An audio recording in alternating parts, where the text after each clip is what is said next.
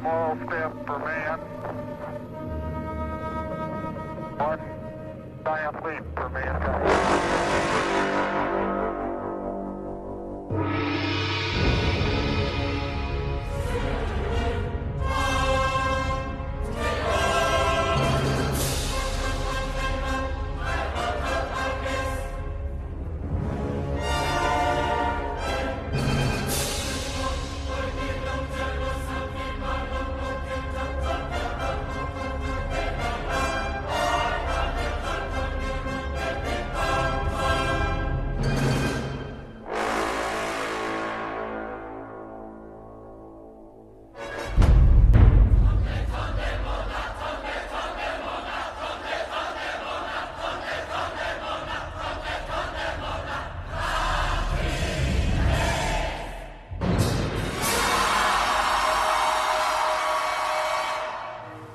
An unidentified flying object.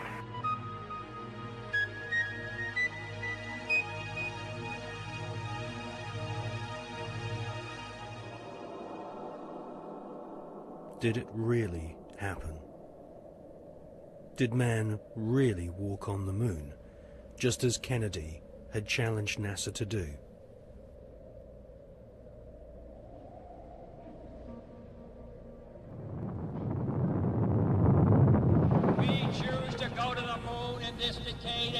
Other things, not because they are easy, but because they are hard. The photos of Apollo 11 moon landing have been criticized as being too perfect and looking like they've been photographed inside a TV studio with spotlights. Bill Casing is an ex-Rocketdyne engineer who points out that there should be a blast crater underneath the lunar module, but there isn't. Award-winning filmmaker and photographer David Percy has written a book called Dark Moon, which shows that the famous Apollo 11 photographs were all shot using multiple light sources, something which can't happen if the astronauts were really on the moon.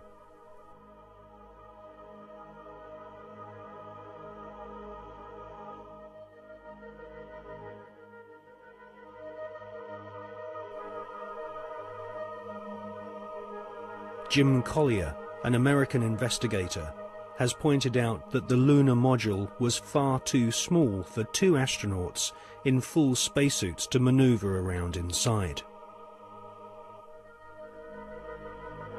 Jim Collier also believes that some of the footage showing the lunar module blasting off from the moon's surface has been filmed using a rotating model, just like the special effects techniques Hollywood blockbusters use today.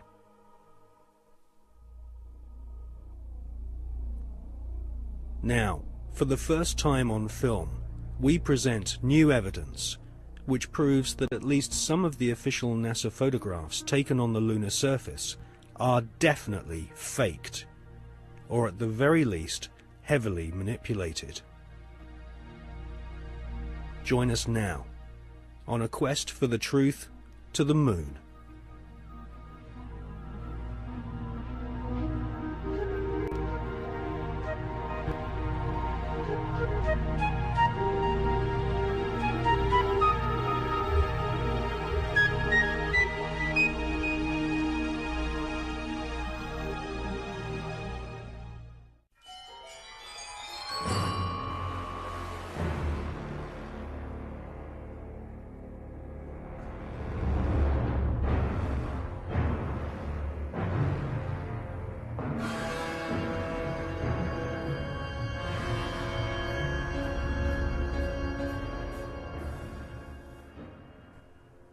In this film, we shall not only prove beyond all reasonable doubt that many of the official NASA images of lunar exploration are fake, but we shall also examine the motives for the biggest lie put before the world. Why did NASA repeatedly fake lunar images and photographs? Why did NASA stage lunar expeditions which did not happen? The answer will surprise you.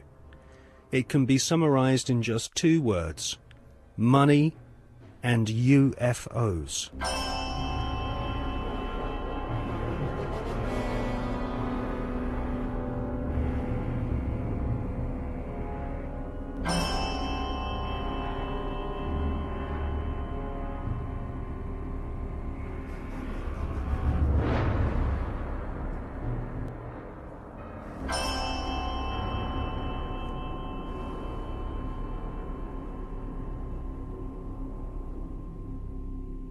But before we look at the motives for lying on such a vast scale, let's look at where some NASA scientists came from.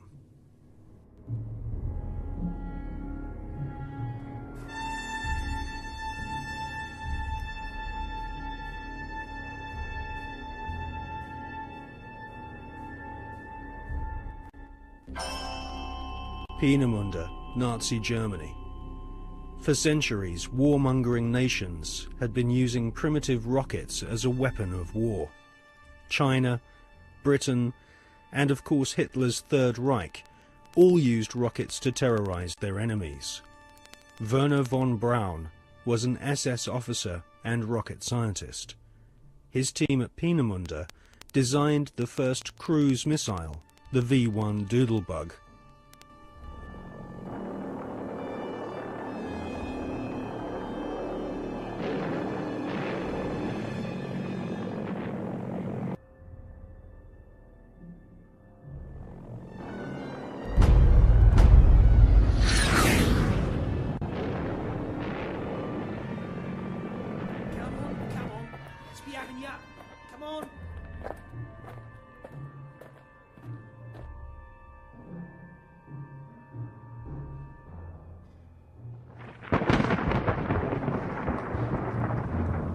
The V-2 rocket was the forerunner to the Saturn V rocket, which would supposedly take man to the moon.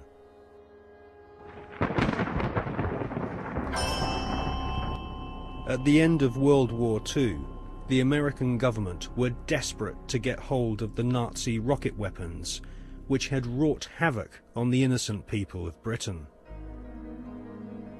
The American government launched Project Paperclip, which secretly changed the war criminal files on Wernher von Braun and his colleagues.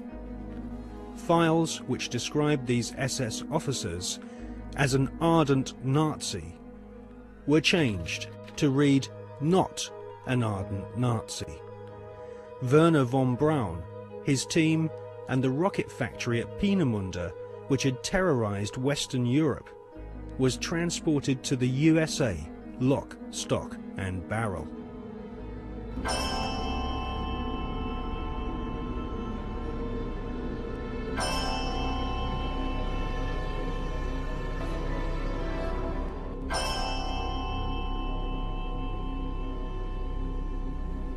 It soon became clear that the Nazis had a secret space program at Peenemünde and Nordhausen.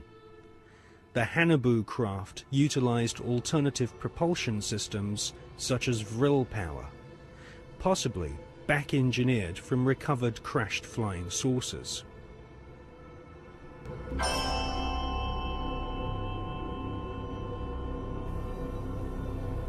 Prescott Bush was the grandfather of today's George W. Bush.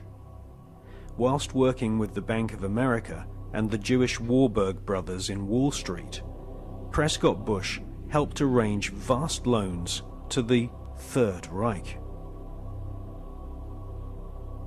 The Third Reich's space scientists used Jewish prisoners as slaves to build gigantic underground bases and manufacture the V-2 rocket, which would terrorize Europe during 1944 and 1945.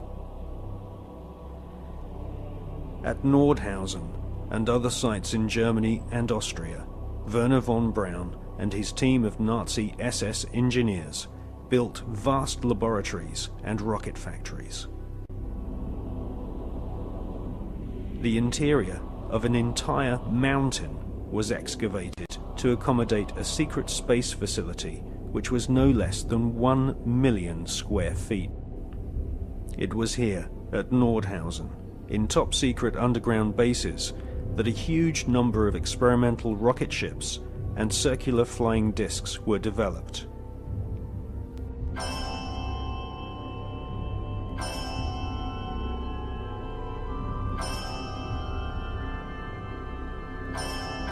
The prototype V-7 craft was powered by engines manufactured by BMW.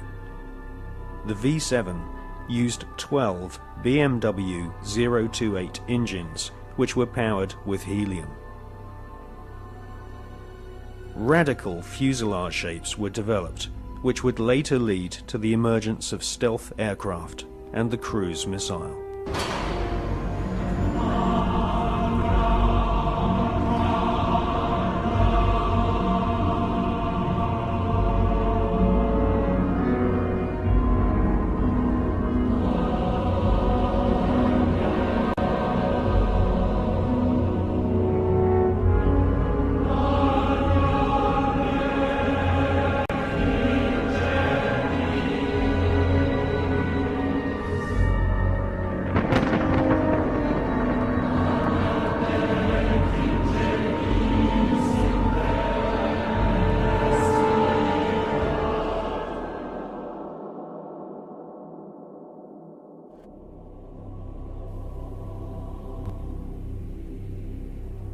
Wernher von Braun and his team closely studied photographs of UFOs which had been photographed in Germany, Austria, Switzerland, and Russia.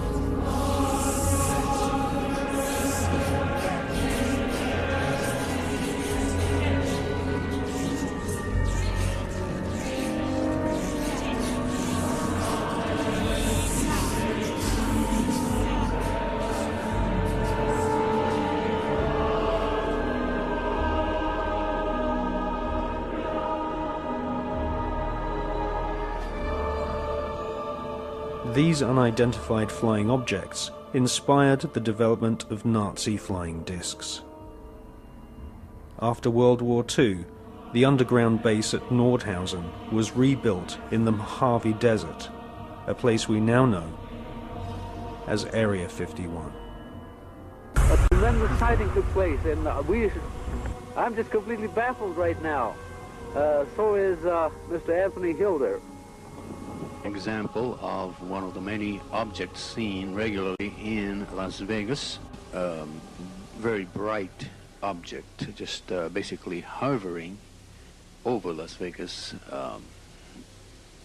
5:30 p.m.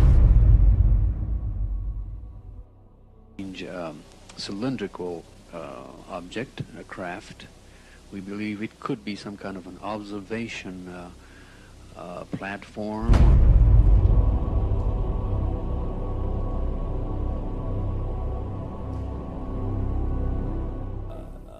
The volume of evidence is that the space program that appears on the television news and has done these last few decades is actually only there as a movie to hide the real program which is actually exploring things that these guys already know are there.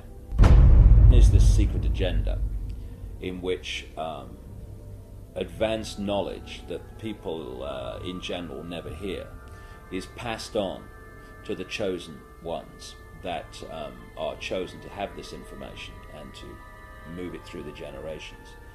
The agenda for centralized control and all that stuff. And then there's the movie, which is there to hide all that. And the movie is the official version of events that pours out of the television. They're being sold a cover story to hide what's really going on, not just in terms of the space program, but in every area of our lives. I mean, what is the more classic and obvious cover story than weapons of mass destruction, we've got to go and get them? And clearly, you know, we see it was a cover story now. If you had a brain, you could see it was before. I've said in my latest book, Tales from the Time Loop, that we're looking at the Fourth Reich. And then I put under that brackets, or a continuation of the Third, which never ended.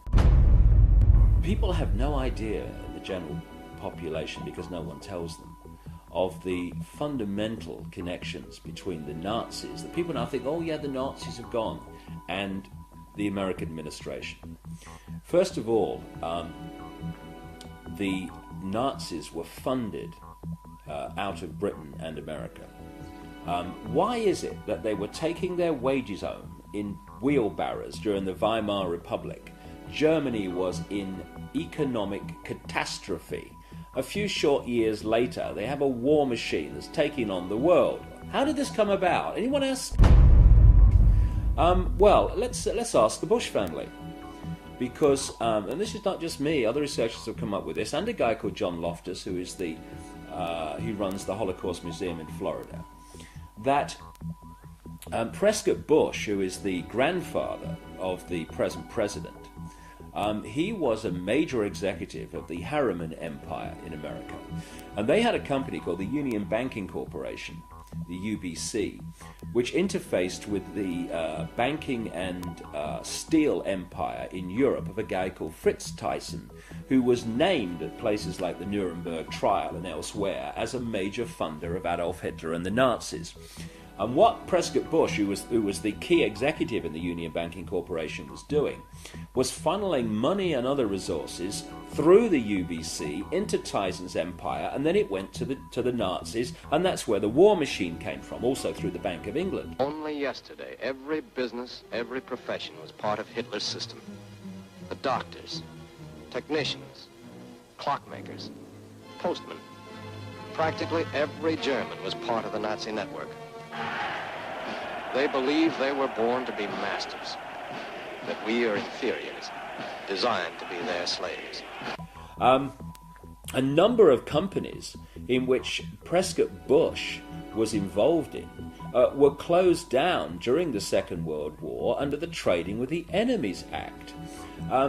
William S. Farish, whose grandson is now Bush's ambassador to Britain, William S. Farish III, very close friend and horse interbreeder with the Queen of England.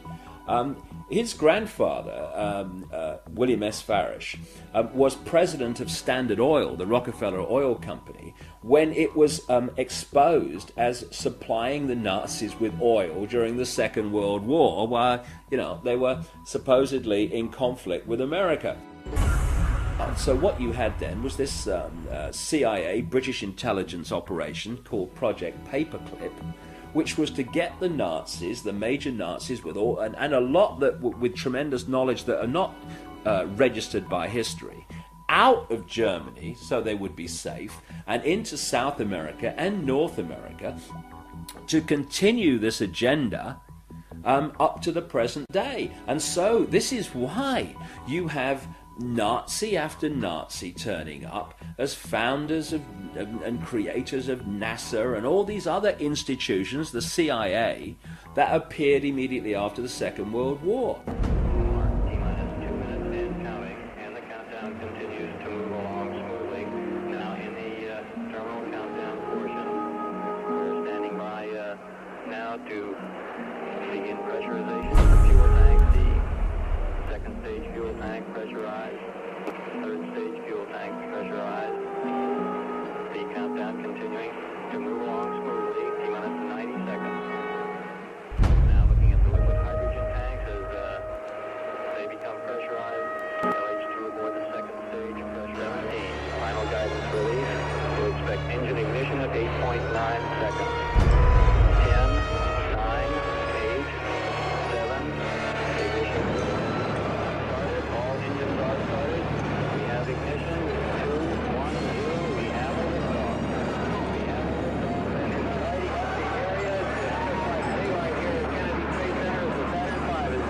the pad.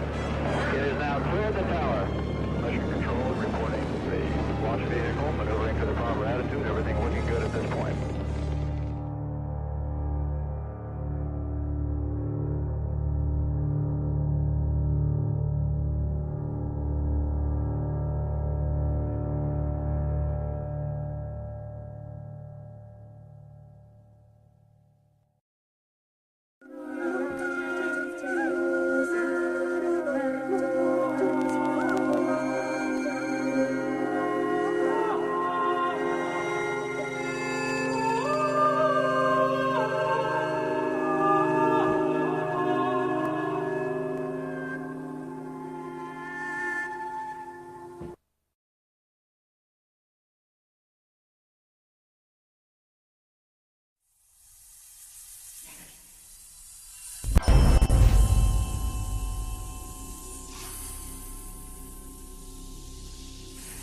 In 2003, the skeptical magazine Fortean Times claimed that no such craft or Nazi secret space program had ever existed.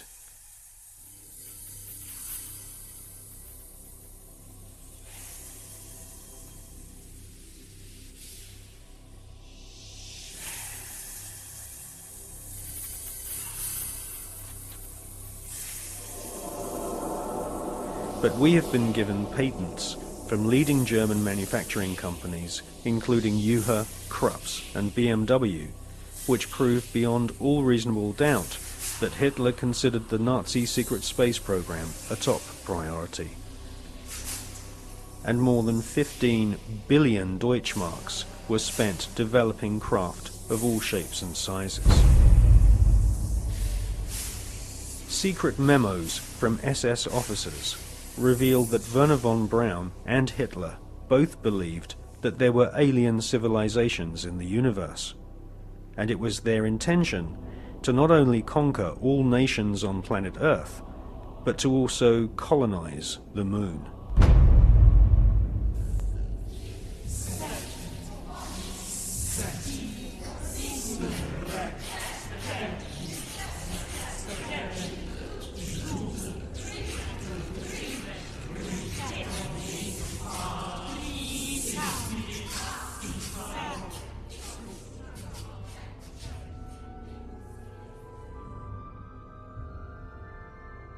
Gentlemen, the conquest of outer space is the greatest technological challenge of the age in which we live.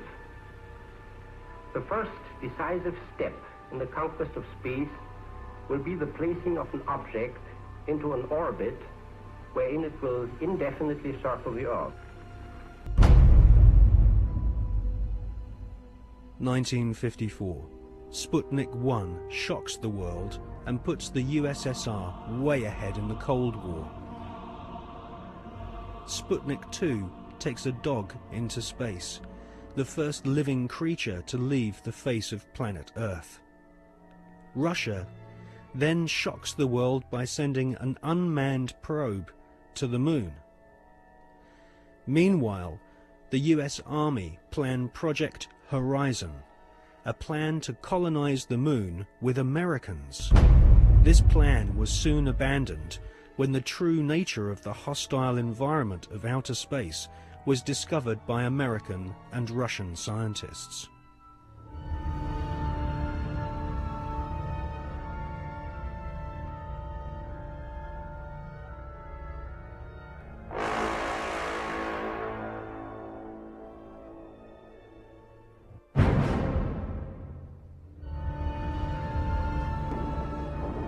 In 1958, spectacular rocket failures destroy American morale.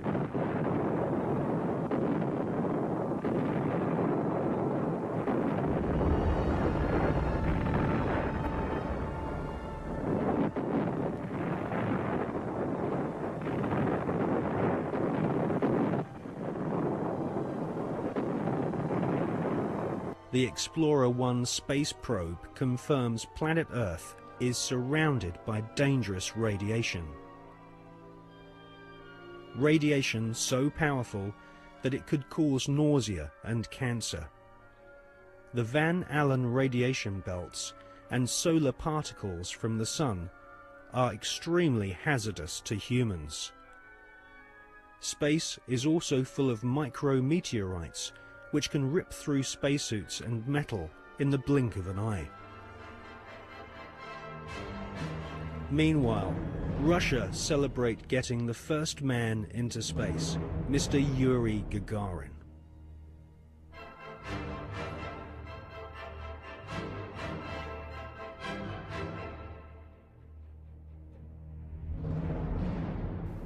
There was already a parallel space program, and it had been continuing from even before the time that NASA was created in 1958. October 1958, NASA were incorporated by President Eisenhower.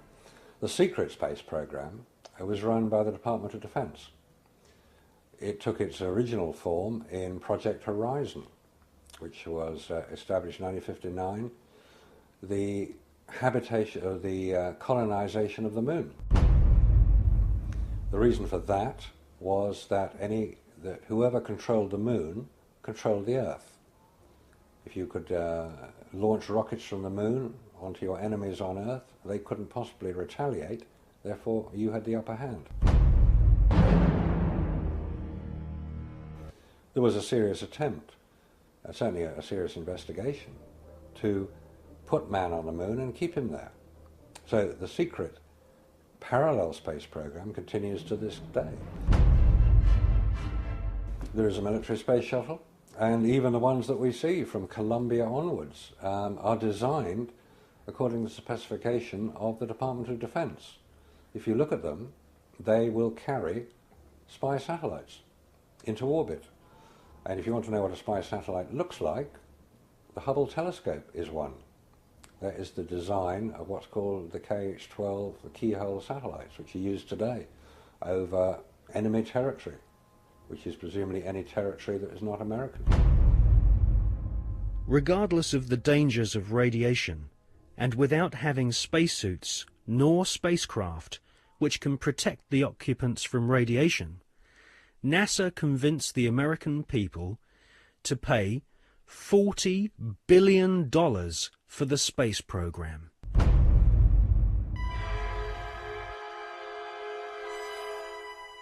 The most lethal forms of radiation, of course, are at the higher end of the spectrum. That's gamma rays and X-rays.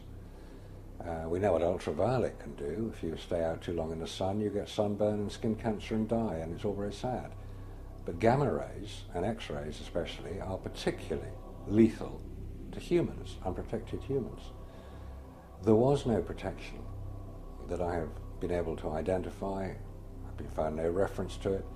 I found nothing that will tell me what level of protection is offered, so I have to assume none was.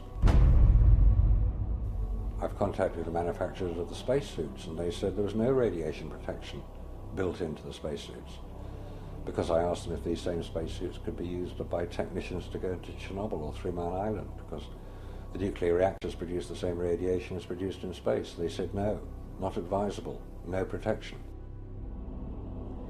Ex-Nazis were now in charge of vast amounts of tax dollars. In today's value, the Nazis at the heart of the NASA space program were given more than $600 billion. All NASA had to do was announce a new space project, and the money was handed over so that the American government could save face in the Cold War. Alan Shepard and John Glenn were blasted into space using equipment which was still in the prototype stage. John Glenn reports UFOs to Mission Control, which he describes as looking like fireflies, similar to the Foo Fighters reported by pilots during World War II. Werner von Braun and Hermann Oberth were later to confess that they both believe alien life forms exist and may have already visited planet Earth in the past. NASA soon learned that we are not alone in the universe.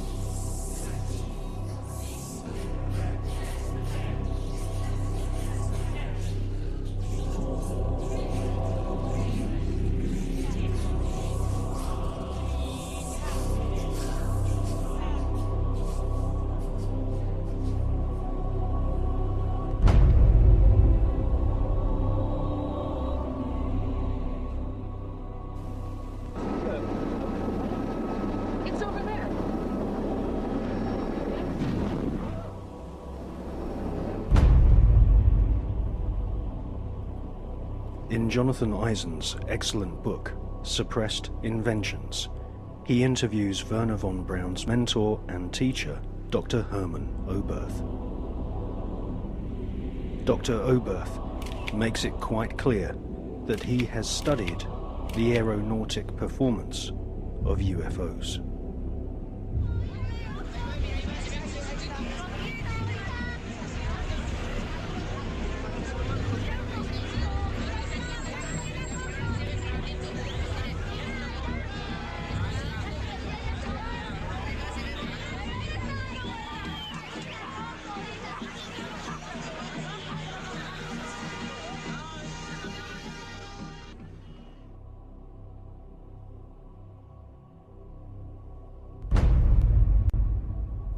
In 1972, Dr. Hermann Oberth made the following statement. Today, we cannot produce machines that fly the same as UFOs do. They are flying by means of artificial fields of gravity. This would explain the sudden changes of directions.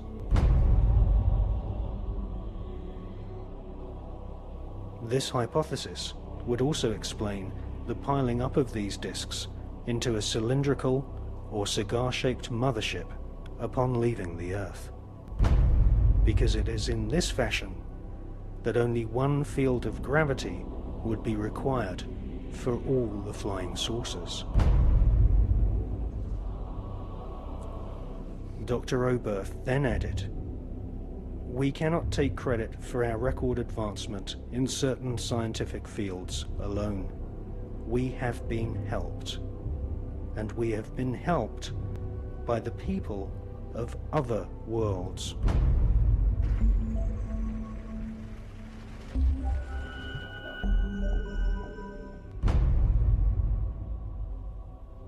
Dr. Hermann Oberth was the greatest pioneer of astronautics. Hermann Oberth made his statement in 1972. Almost 20 years later, in 1991, amateur footage of UFOs stacked up in a cylindrical formation was filmed in Mexico City.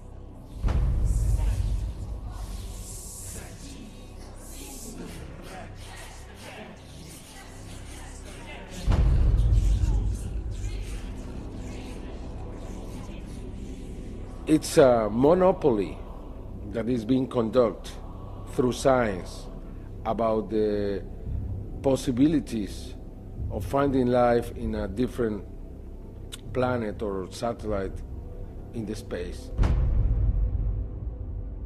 We have many other reasons to believe that NASA has been lying in every respect. It's very difficult to know if the politicians know the real truth or not. We know that there is government inside the government.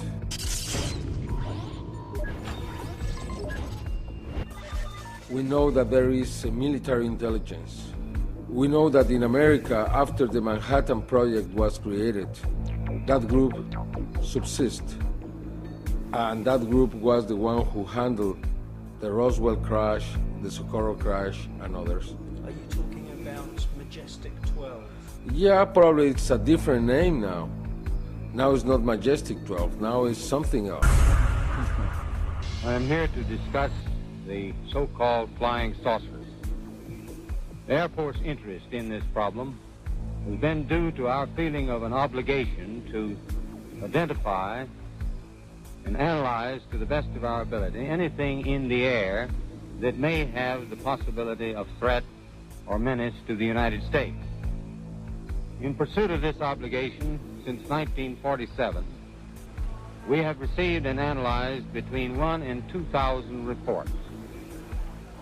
It's very difficult to know if Bush and Blair and others are puppets, or they are innocent, or they are the mastermind.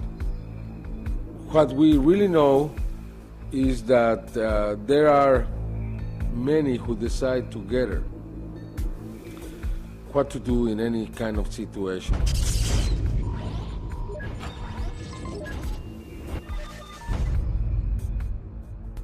The Russians now have a very different policy around this phenomenon. We have to remember that when Gorbachev met Reagan,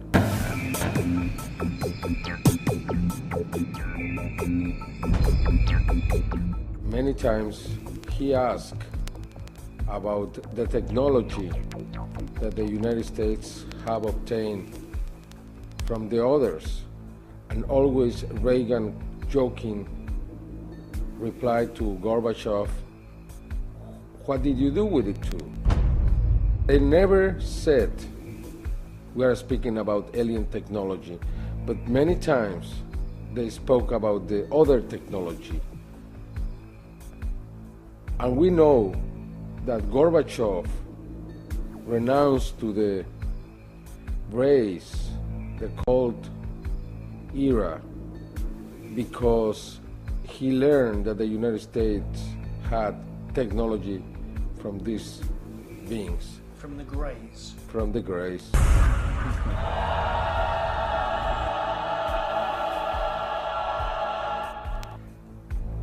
From then on, we saw many cosmonauts talking openly about what they saw. We have different videos recorded by these cosmonauts where you can see strange things floating in the space. Non ho fatto in tempo a prendere la macchina fotografica o una videocamera perché è sparito da circa 7 secondi. А где вы летели? На какой части Земли? Newfoundland. Eravamo sopra il Newfoundland. Terra nuova. We have also something very important, which is a video taken inside the space agency in Russia, where you can see the Mir surrounded by dozens of bright objects. This is Mission Control Houston. We are using the payload bay cameras right now to hopefully catch a glimpse of the Russian space station Mir as it performs an on-orbit burn. The payload bay cameras are positioned such that they're looking straight back behind the orbiter, where the Mir is flying at about 850 nautical miles behind us.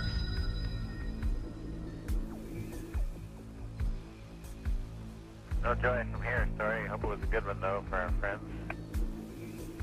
Thank you, sir. We could not see it here either. We'll wait 2 or 3 more minutes till sunrise, and then at that time give you a go for KU stow. We're at a mission lapse time of 7 days, 13 hours, and 17 minutes. This is Mission Control Houston.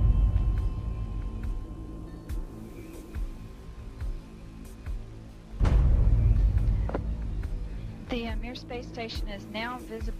Yeah, we do see something flashing visually, but we're not sure that might be...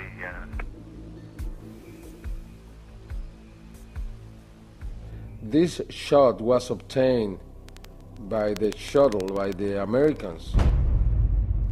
NASA never released that piece of video. It means that we have 2 different positions. One that is openly saying, yes, we have experience out in the space. That's the Russians. The Russians. And we have the other, which is the NASA explanation that there is nothing in there. They don't release anything. We have to obtain every evidence from an outside source, but not from NASA.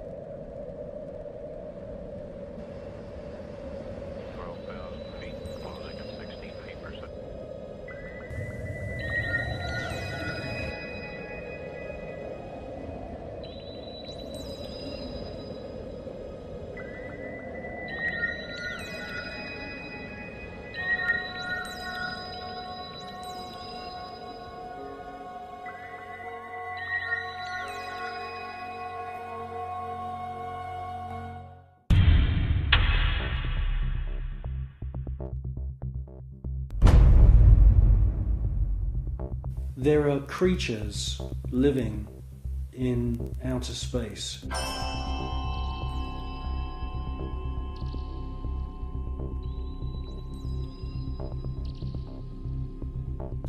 And I'm the first one to realize how crazy that sounds. Scientists would immediately say, well, that's impossible. There's ultraviolet radiation in space. Without having a craft around you, you'll die.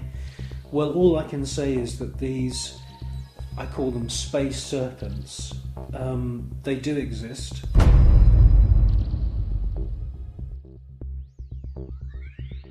They've been filmed by Story Musgrave, who's a senior space shuttle commander. He's been with NASA for 30 years. He's seen one of these space serpents on 2 occasions. He's filmed it on 1 occasion.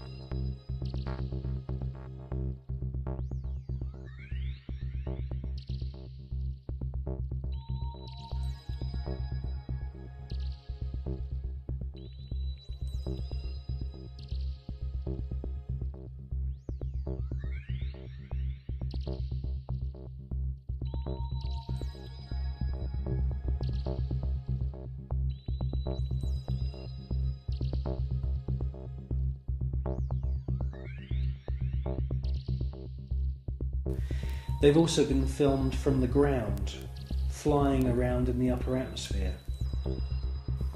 Now, quite frankly, we don't know anything about the life cycle of these creatures, but they do fit in with the descriptions of other kinds of critters, other strange-looking creatures that astronauts from the very early days of NASA have reported.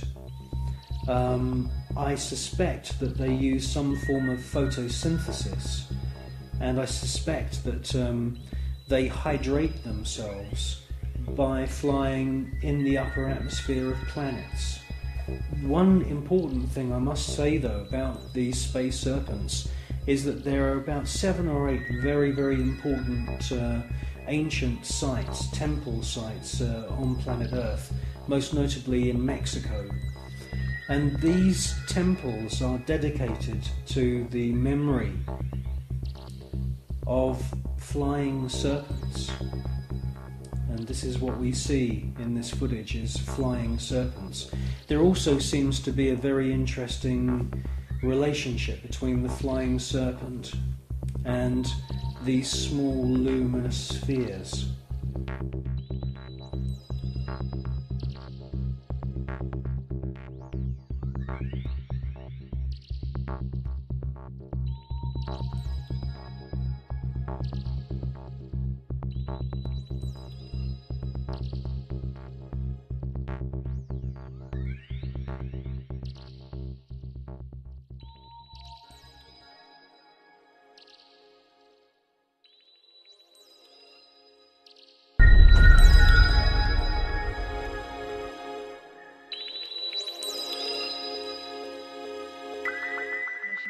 Houston, we are using the payload bay cameras right now to hopefully catch a glimpse of the Russian space station Mir as it performs an on-orbit burn.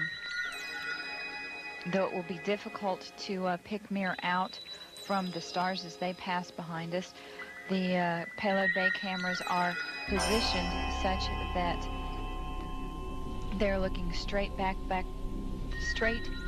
behind the orbiter, where the Mir is flying at about 850 nautical miles behind us.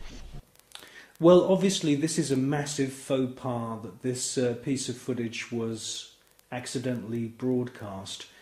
The person who's passed me this piece of footage is now dead.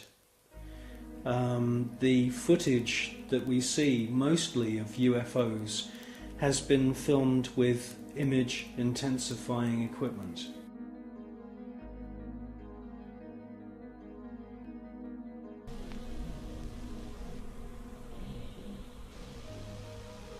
No joy from here, sorry. Hope it was a good one though for our friends.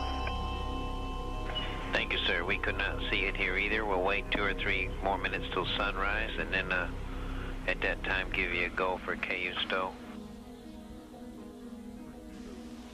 We're at a mission lapse time of 7 days, 13 hours, and 17 minutes. This is Mission Control, Houston.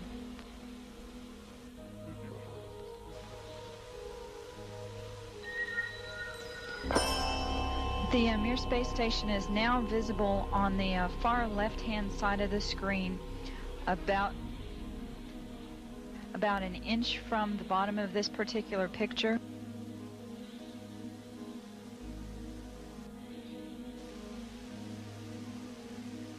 Okay, the Mir space station is the small flashing light in the center, about an inch from Camera Charlie on a monitor. The left-hand side of the screen. It's slowly... Tally ho on the camera. It is slowly moving closer to the left-hand side and is has a very light flashing to it. We think on the middle of the screen, way to the left-hand side.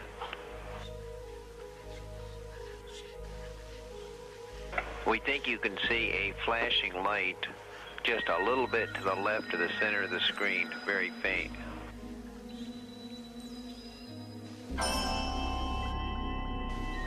Yeah, we do see something flashing visually, but we're not sure that might be...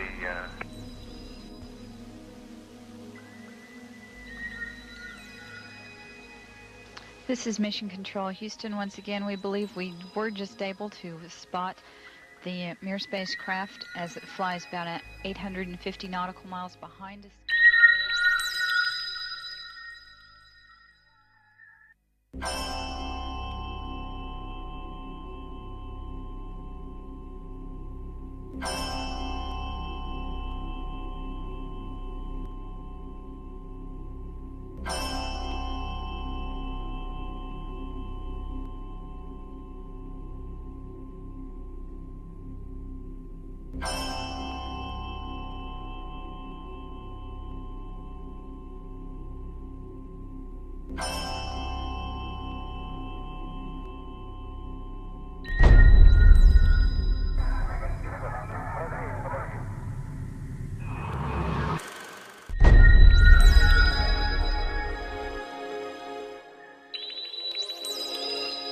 Yes, STS-80 was a very, very strange space shuttle mission. What we see is a lot of activity. It can't all be put down to natural phenomena. James Oberg at NASA and all the other pundits at NASA would love you to believe that these are all ice crystals and space junk and debris. Quite frankly, if there was that amount of debris, that sheer number of shooting stars flying around in close proximity to the space shuttle and the Mir space station, it would be not safe to put craft up into space. A piece of rock just a few millimeters across, travelling in the opposite direction of the space shuttle, would rip through the entire structure of the space shuttle and cause a fatal accident.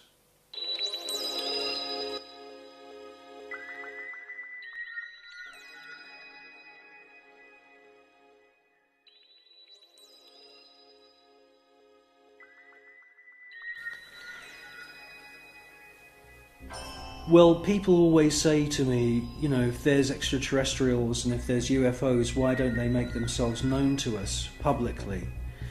Well, I think with the space shuttle mission STS-80, that's exactly what they did do.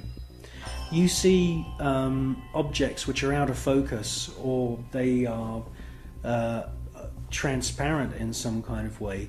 And the first one comes from behind the space shuttle, comes into the field of view, and they make their way to the upper atmosphere. That's at least what it looks like.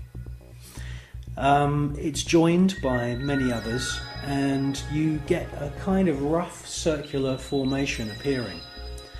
And then you get the piece de resistance. The last orb comes into the center of this formation, and as soon as it finds its position, it lights up. And then you can see a sort of dance of lights around this formation. Now, this suggests to me incredible intelligence. It suggests to me that they are saying, look at us, look how clever we are. And it's an astounding piece of footage.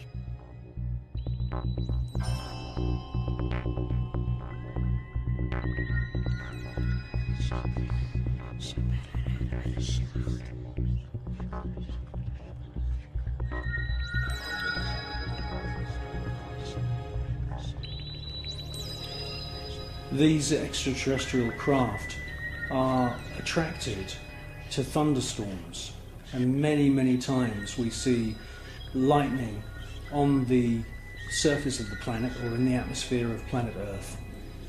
And as soon as these electric storms start, the UFOs swarm into the area. It's almost as if they're harvesting the electromagnetic energy within the atmosphere. And in actual fact, there are unseen forces in the atmosphere, etheric flows of what the German scientist Wilhelm Reich described as orgone energy. And it could be possible that these UFOs are sucking energy from these electric thunderstorms on planet Earth, and this is where they're getting their energy from. You should concentrate on the first object that appears, and you will see that it holds its position. Many TV stations have actually broadcast this STS-80 footage, but they only show you the few seconds of the large glowing orb coming from the lower atmosphere.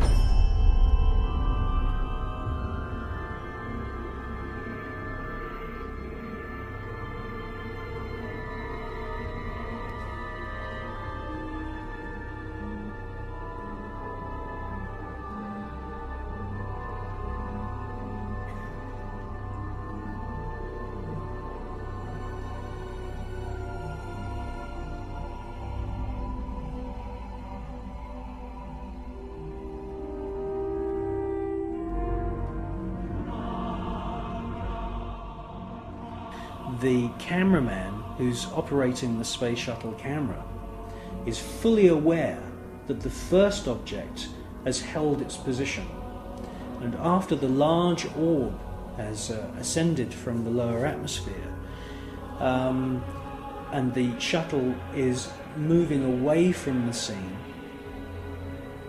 the cameraman is actually zooming in at the end of the sequence to double check the position of the first luminous orb, and it's a fascinating piece of video.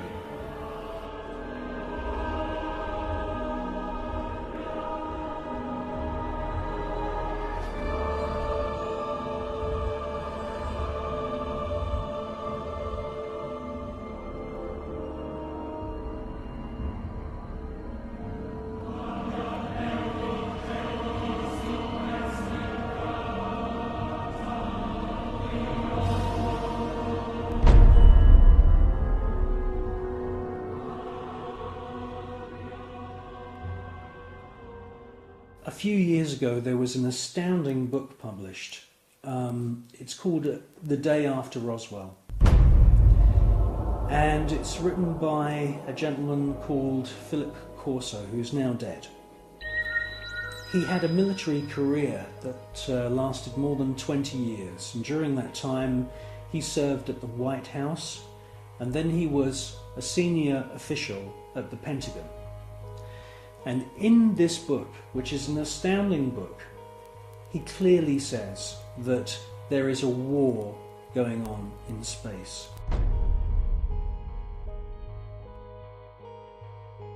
In other words, NASA and the American military have designed weapons. He says in his book that some of the weapons are based on patents of the genius inventor Nikola Tesla. Philip Corso tells us that there are plasma beam weapons being used against these UFOs, and that sometimes these UFOs are hit.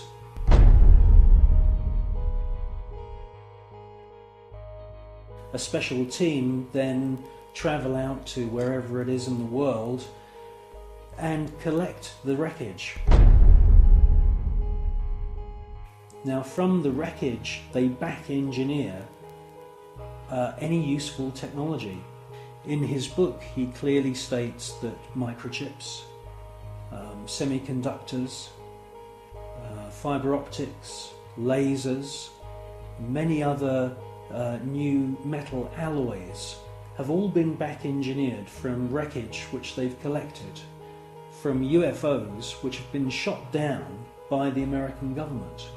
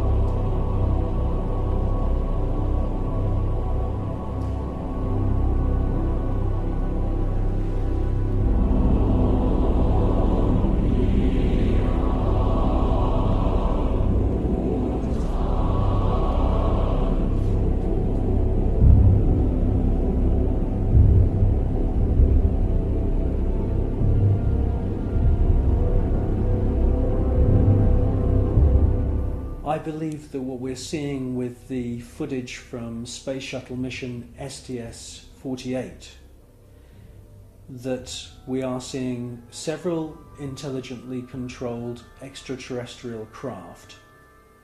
And yes, I do believe that the flashes are the firing of some very, very top secret weapon which is able to produce an electronic or electromagnetic plasma kind of death ray that is being used against these UFOs. I do believe that that is exactly what we're seeing.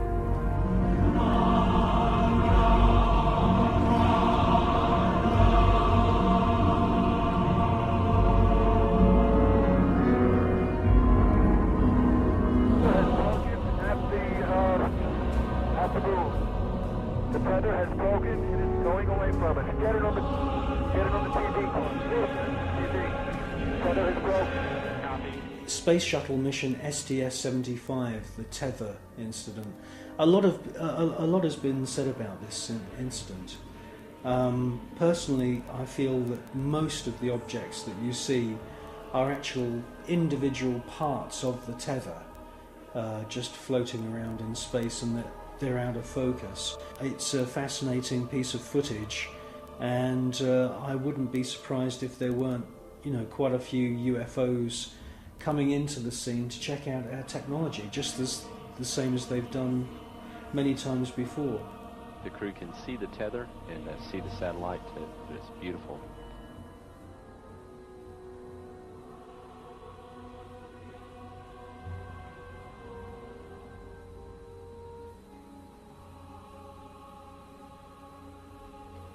This view showing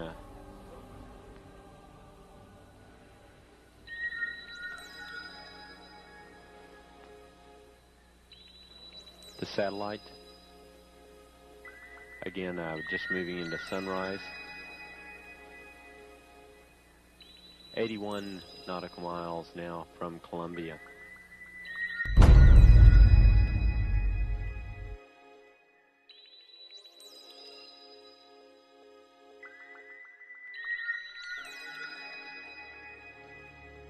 You clearly hear one of the astronauts being told there's an object at your 11 o'clock position. It's about your 10 o'clock, 11 o'clock going away. Don't worry about it. And the other astronaut, who's obviously in the know, says don't worry about it. Out there. I'm not sure what you're talking about. I suspect that the senior astronauts, the astronauts who've been up more than just once, are fully aware that there is a very large number of unexplainable objects flying around. Never mind.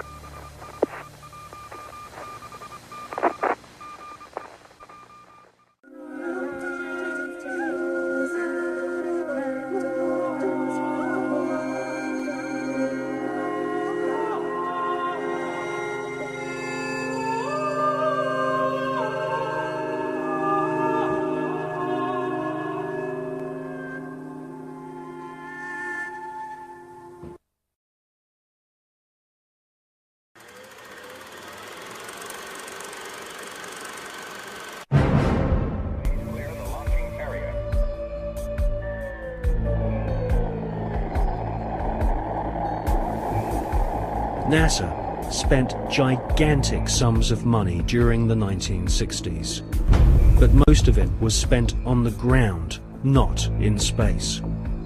Huge American corporations, many of which were manufacturing hardware for the military, made gigantic profits designing space vehicles and, more importantly, life-sized models of spaceships, and even huge stage sets resembling the lunar surface. Someone in NASA had realized that after taking billions of dollars from the American people, if they couldn't make it to the moon, they would fake it to the moon. Obviously, if you're going to somewhere that nobody has been before, you need to have a simulator which recreates that environment as closely as you can. If you're going to the moon, you recreate the surface of the moon. And here we see a section of the lunar surface created.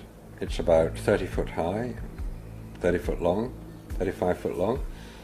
Scale is given by the two people standing in front of it. There were plenty of simulation exercises, but the point is, and this should be taken into account in virtually everything that is discussed with the Apollo program, 400,000 people may have worked on the program in total, but none of them had a need to know more than his own job required. The people who were making the rockets didn't know what the people who were making the spacesuits were doing, and because they had no need to know about that. Their job was to make the best models and the best simulation of the lunar surface that they could. And if we come up to this picture here, we see the three scales on which these models were built.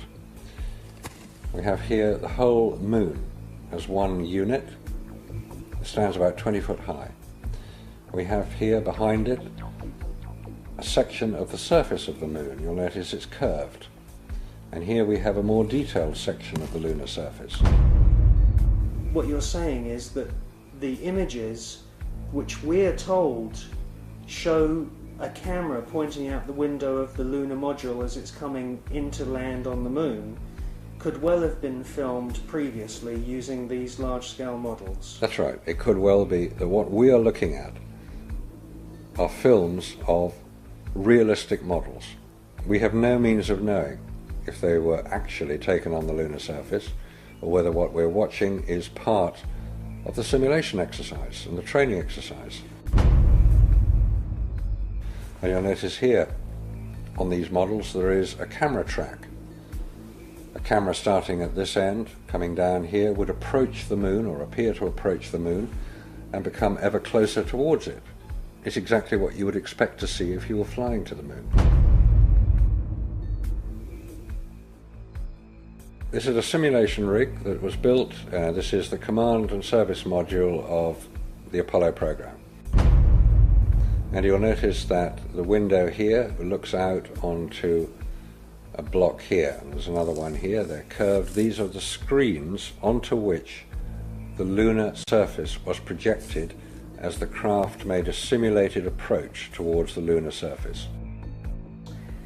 Is what we're seeing a mixture of fact and fiction? It is fact. It is fiction. It's mixed together. It's hard to separate them until you examine it closely.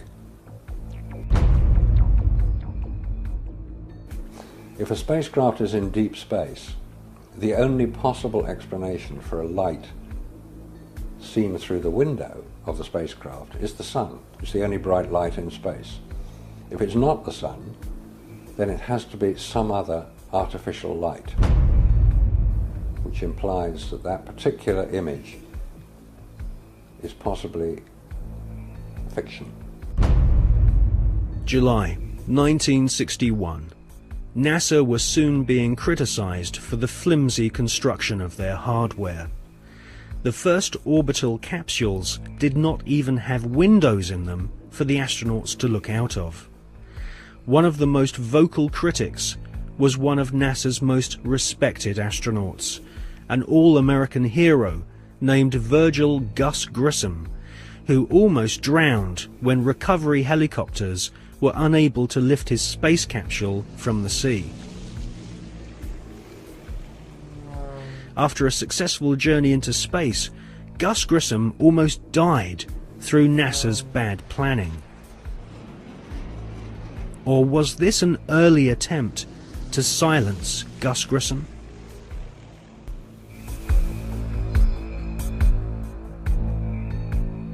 May 1963.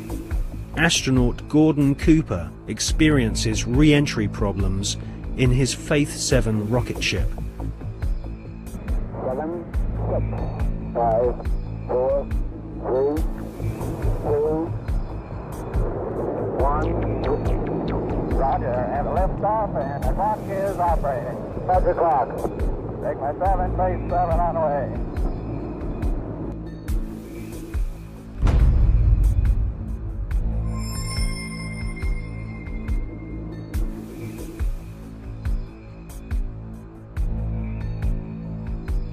The prototype lunar module, known as the LIM, had serious stability problems.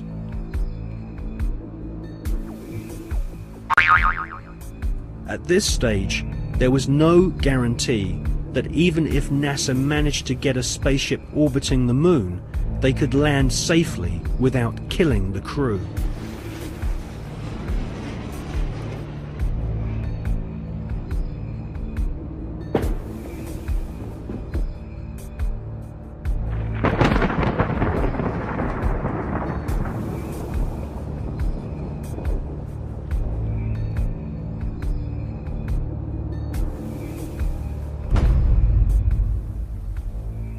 Could the footage which we see of the LIM approaching the moon be filmed in a TV studio? It was filmed in a TV studio. There's absolutely no doubts whatsoever about that. And the way that this film was created was by the use of models. There's nothing secret about the models. They exist. You can go and see them today. The models were very lifelike, very realistic. There is one that is a life-size model. It's in Flagstaff in Arizona. It's 2 miles long, and it's an exact replica of the Sea of Tranquility.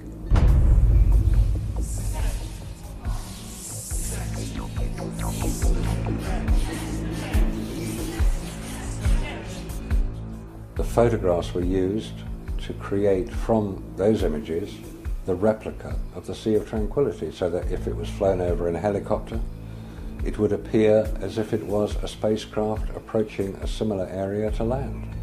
So yes, all the scenes of the lunar surface were filmed on Earth.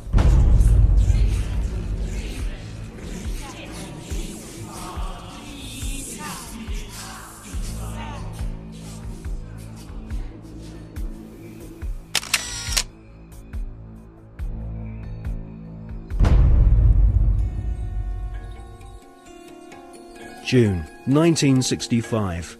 Gemini 4 is launched and the first man walks in space. Like the quantum started. I'm going to drag it a little bit so I don't want to fire the gun yet. Okay, I'm out. Okay, now,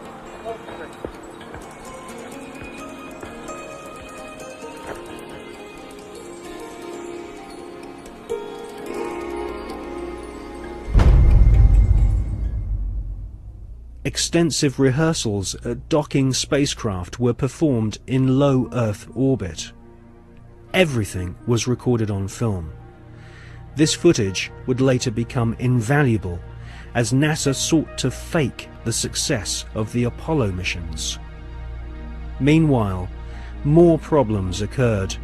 On Gemini 9, the second spacewalk had to be cut short due to problems with the astronauts' oxygen supply. On Gemini 11, another attempt to walk in space was curtailed due to fatigue. Was this a sign that cosmic radiation caused nausea and fatigue?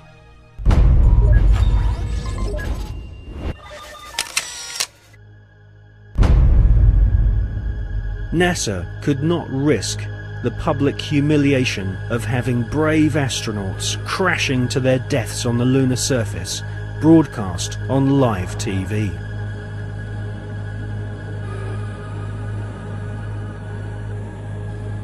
NASA's Nazis knew that a major catastrophic failure on the moon would cause the billions of dollars of funding to be immediately cut. Anyone with the most elementary grasp of science could tell that the Saturn V rockets were merely big versions of the Nazis' V-2 killing machines.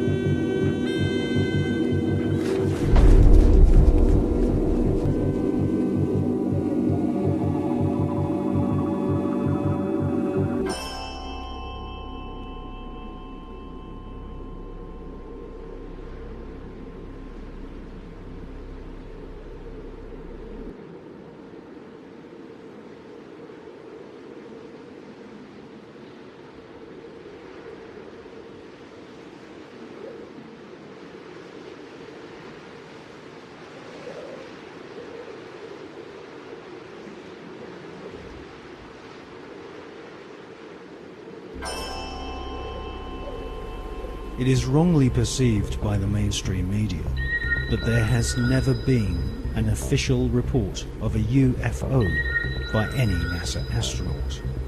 This is simply not so.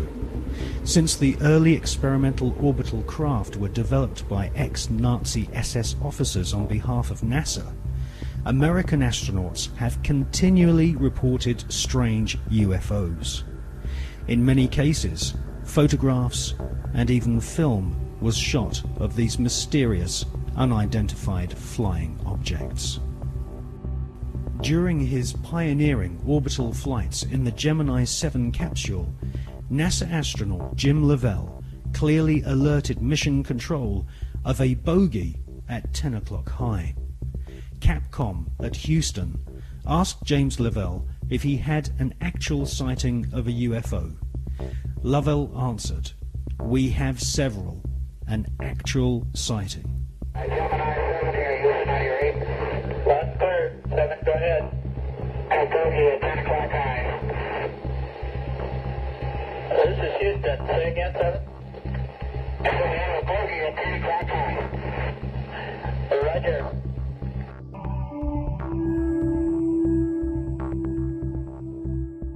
On the 4th of June 1965, astronaut James McDivitt reported seeing a cylindrical-shaped craft.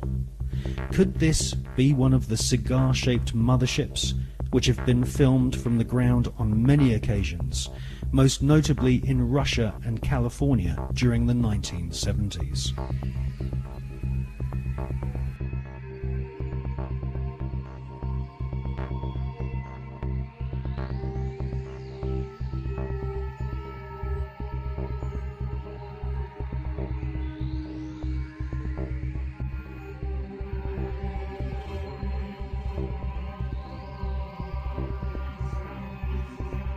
Former astronaut Gordon Cooper has publicly stated that his interest in UFOs was one of the reasons why he became an astronaut in the first place. In 1978, Gordon Cooper attended a meeting of the Special Political Committee at the United Nations General Assembly in order to discuss the UFO phenomenon. In a letter signed by Gordon Cooper, he said, "I believe that these extraterrestrial vehicles and their crews are visiting this planet from other planets. In 1951, I had the opportunity to observe flights of UFOs of different sizes flying in fighter formation from east to west over Europe." In a tape-recorded interview given by Cooper in 1973, he stated, "For many years I have lived with a secret, in a secrecy imposed on all specialists in astronautics. I can now reveal that every day in the USA, our radar instruments capture objects of form and composition unknown to us." I wonder, did you have anyone call you about a strange plane or airplane or something in the air? Where? It was coming down Sampson Drive. I don't know what it was. If it was a flying saucer. What did it look like, ma'am? It was like a, almost like an iridescent color. It was like a bluish purple. I could see a red glow up in the sky. It was huge. People are serious. They're very upset. Whatever it was lit up. I mean, literally, if you were underneath it, you could see it would be like daylight, but red light. It changes colors from white to red to green. The sucker has not moved. We have multiple departments right now that have sightings on it. This is not a prank phone call, I swear to you. No, is it? They're sitting stationary. I got 3 of them. What do they look like? I've got 4 discernible colors. I got red, yellow, green, and blue. And the one just was like flashing. So if they're those planets those guys were talking about, then they're planets with Christmas lights on. This is weird. In 2002, astronaut Scott Carpenter was interviewed by the late Graham Birdsall of the British UFO magazine. Scott Carpenter and his fellow veteran astronaut friend John Glenn both witnessed strange creatures in space during their pioneering flights. There were so many unknowns in the early days. And this is a fact of the matter. We were really not sure after John flew whether or not there were critters, living critters out there somewhere.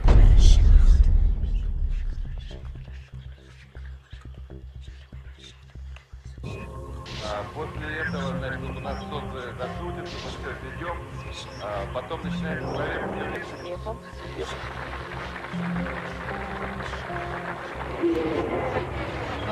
Yes, we have some, not thousands, some cases when Russian astronauts watched objects. Yes. Very, maybe few, not so far from the space station. Mostly over the Earth, very close to Earth, but it doesn't matter. From outer space, you can see it as if it's very, very close to you. And I talked to Musa Manarov and I talked to Gennady Strikalov and the other astronauts, and they told me that they have seen much more cases of UFOs, but without possibility to film it, because he said, it's always like with Russians. When you see something, whether this camera is without battery or with battery lying at the other end of a spacecraft, or, as Musa once told me, I see strange, interesting objects, but at the same time a spacecraft is coming to me and I need to dock it, and I can't leave the place and film it.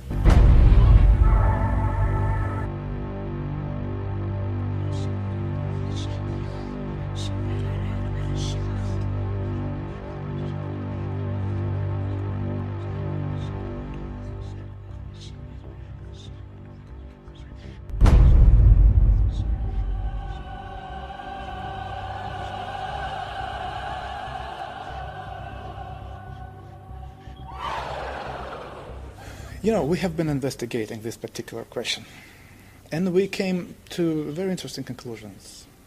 I wouldn't say that millions of people or thousands, no, but there are many people who have not been abducted because on their level of knowledge and on their level of understanding and abilities, they do not need to abduct people.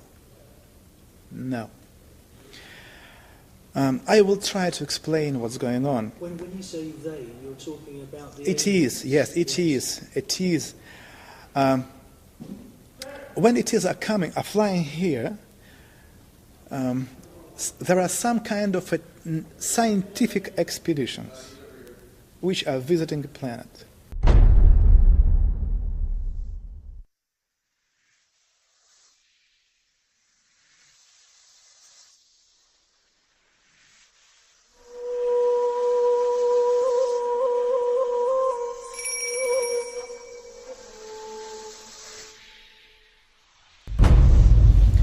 For us, it was very unusual to find out that the deepest and the most important interest for them is the God.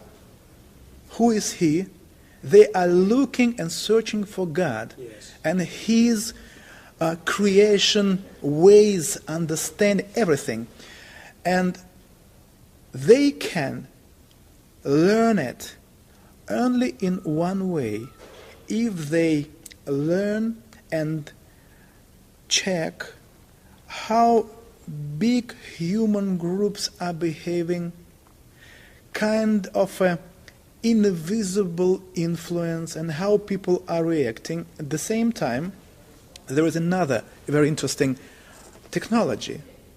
When they meet a person, they take from a person kind of a informational hologram.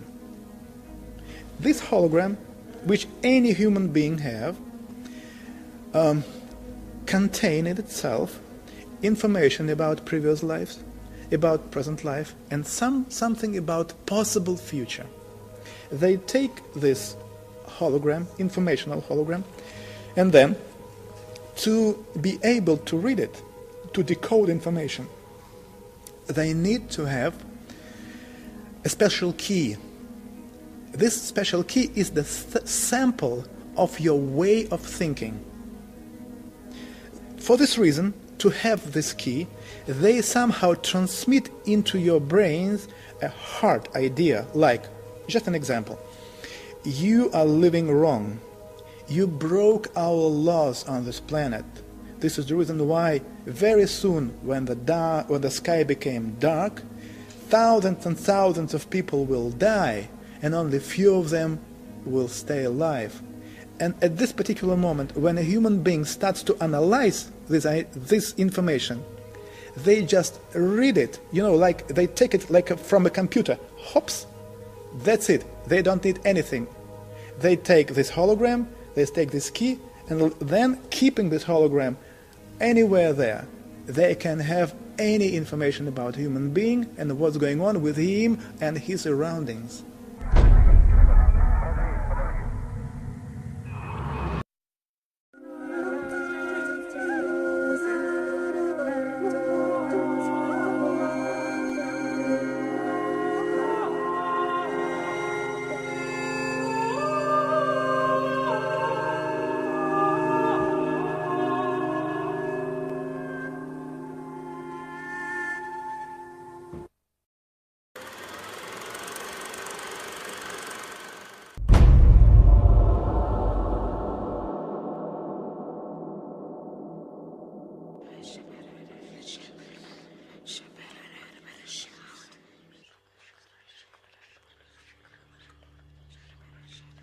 Regardless of whether the Apollo moon landing was faked or not, an interesting photograph hangs on the wall of the Sanctuary of the Scottish Rite Masons in Washington, D.C.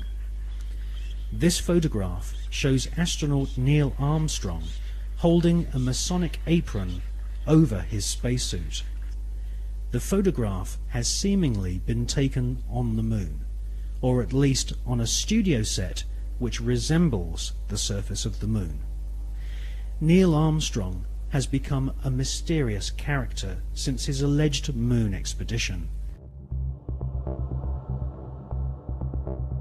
According to the records of the Ohio Grand Lodge of Masons, Neil Armstrong's father is a Freemason. In fact, Neil Armstrong Sr. is a high-ranking 33rd degree Freemason. Neil Armstrong's co-pilot, the second man to have allegedly walked on the moon, was Buzz Aldrin. At the time of the Apollo 11 mission, Buzz Aldrin was a 32 degree Freemason. They were in good company, as many of NASA's astronauts were also Freemasons, including Gordon Cooper, Walter Schirra, John Glenn, Edgar Mitchell, Thomas Stafford, and Paul Weitz. These men were all members of the Brotherhood, all sworn to keep secrets on pain of death.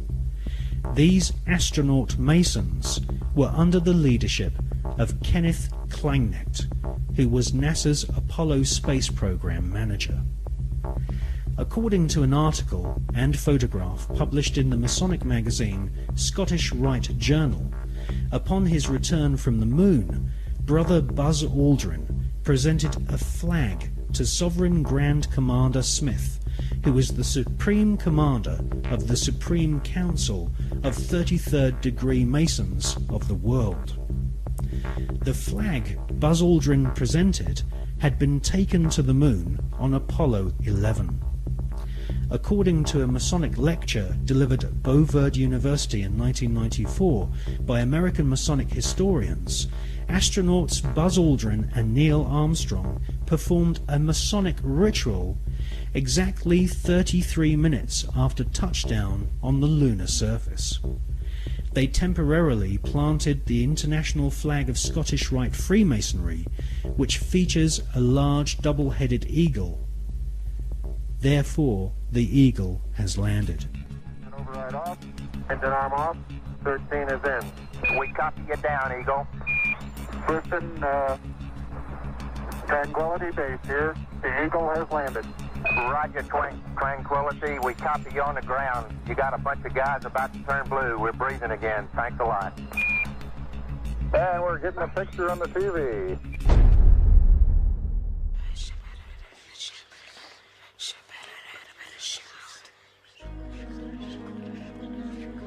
The short Masonic ritual Armstrong and Aldrin allegedly performed declared the celestial body of the moon to be the property of the Masonic God. Who is the Masonic God? as confirmed by former Supreme Commander of the 33rd Degree and Grand Wizard of the Ku Klux Klan, Albert Pike, the Masonic god is Lucifer.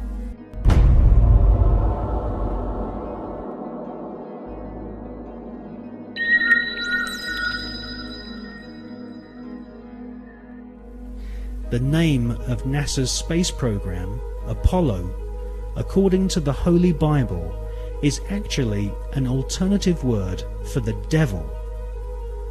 We can see this in the Bible as the word Apollyon. Apollyon appears as the name of Satan in the original texts of the New Testament Gospels.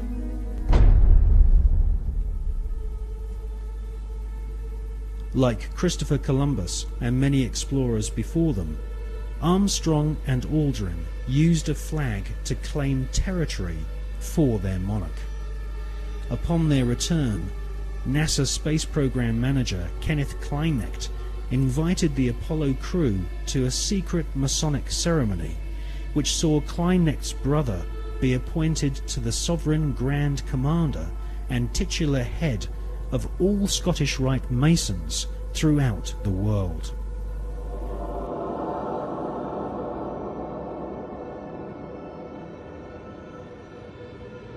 Once you learn the occult significance of words such as Apollo, Columbia, and Atlantis, you will realize that the occultically inspired murdering Nazis who developed NASA's space program have used names which are part of ritual, magic, and the occult.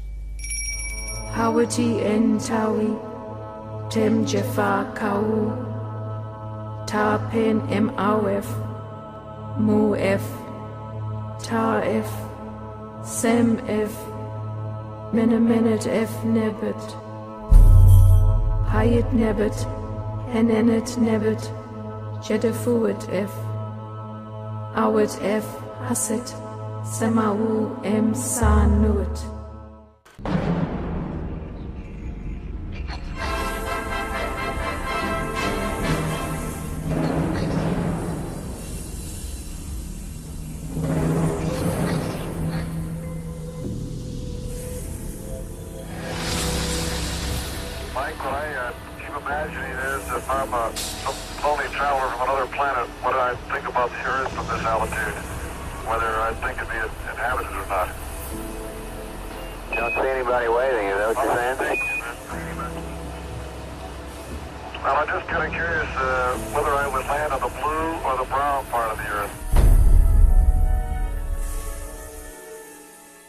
On the dark side of the moon, the secret face of our satellite planet, which only a few men in living history have ever seen, there lies a star-shaped crater called Parsons Crater, named after the rocket scientist John Parsons. John Parsons is known by several names. He was born under the name Marvel Whiteside Parsons, and soon became involved in the occult. Charles Taze Russell, who invented the Jehovah's Witness movement in America, predicted that the beginning of the end of the world would commence on October 2nd, 1914. On this very day, rocket scientist John Parsons, better known in occult circles as Jack Parsons, was born. A brilliant rocket engineer, Parsons soon entered into correspondence with SS Nazi officer Werner von Braun, and by the age of 13 had begun summoning evil spirits and demons using magical rituals which Parsons had learnt from British occultist Aleister Crowley. Aleister Crowley styled himself as the Beast, and Jack Parsons referred to Aleister Crowley as his father.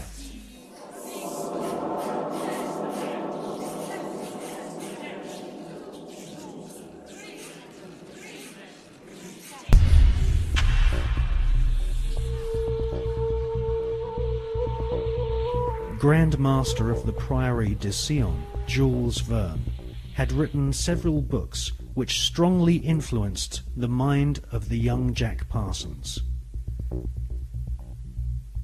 In 20,000 Leagues Under the Sea, Jules Verne prophesied the invention of a submarine vehicle which could wage war from the depths of the oceans. In newspaper reports read by the young Jack Parsons, he saw German U-boats launching futuristic torpedoes, travelling under the sea and causing death and chaos. Young Jack Parsons wrote in his journal that if the French author Jules Verne's submarine was a tangible possibility, then why not the rocket ship which travelled to the moon and back in Verne's other books? For most of Jack Parsons' adult years, he was an adept of occultism and a distant disciple of Aleister Crowley. When Crowley visited California and gave the go-ahead to form a new chapter of his OTO Satanic Secret Society, it was Pasadena, the hometown of Parsons, which was chosen. Jack Parsons developed and patented several liquid and solid fuel rocket engines.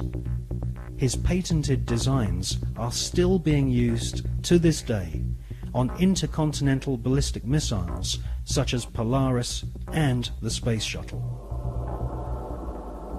The Polaris nuclear missiles use Parsons rocket technology, which has a pentagram-shaped void impressed into the solid rocket fuel to aid faster burning. Parsons also patented an acid aniline mix, which was used on the first generation of Titan nuclear missiles, used to deliver deadly warheads and also used for high-level atmospheric tests.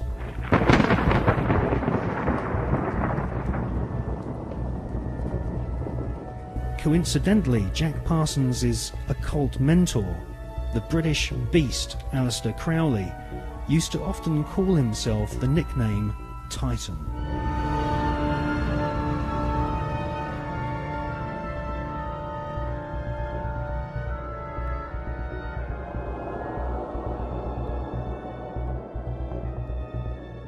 On April the 15th, 1942, Parsons demonstrated a plane powered by 2 liquid fuel rocket boosters at Edwards Air Force Base. The test was witnessed by Alfred Ledding, who fronted the US military's Project Sign, which investigated UFOs and helped cover up the phenomenon for decades.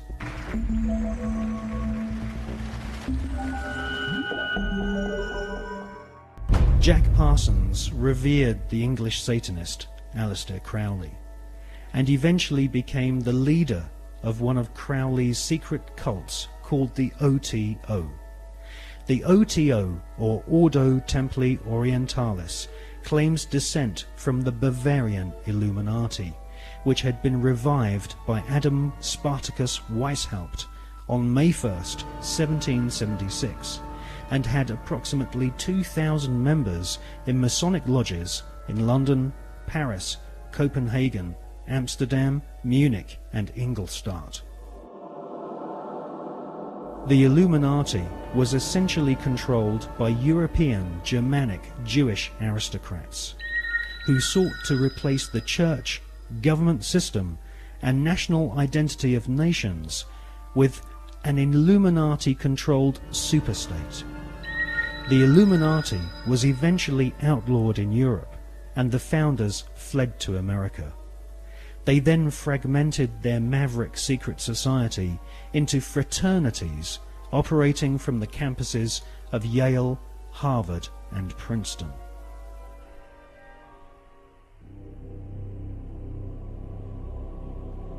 From his pulpit in Brooklyn, New York, charlatan priest Charles Taze Russell prophesied that from October the 2nd, 1914, the beginning of the end of humanity would commence, with the emergence of the Antichrist and Babylon the Great, as foretold in the Bible's book of Revelation. Jack Parsons, born on that prophetic day, would later attempt to invoke the incarnation of Babylon and also sign an oath stating that he was indeed the Antichrist.